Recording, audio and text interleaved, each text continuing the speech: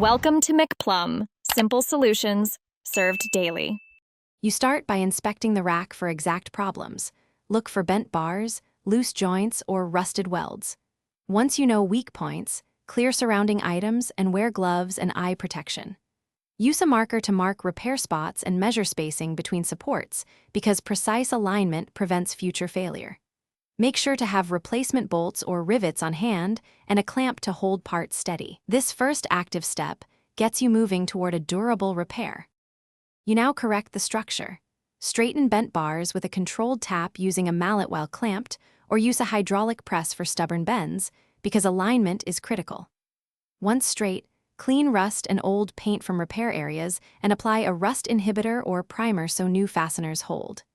Drill holes for bolts if needed, fit reinforcement plates, and hand-tighten fasteners before final torque. This step locks strength back into the frame and prevents repeat failure. You finish by fully torquing bolts to specification and sealing welds or joints with paint or a protective coating to stop corrosion.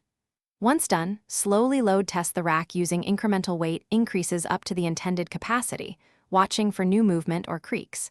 If the rack shifts or a joint loosens, stop immediately, realign components, retighten fasteners, or replace the compromised section. One key troubleshooting tip: if instability persists, remove the load and inspect.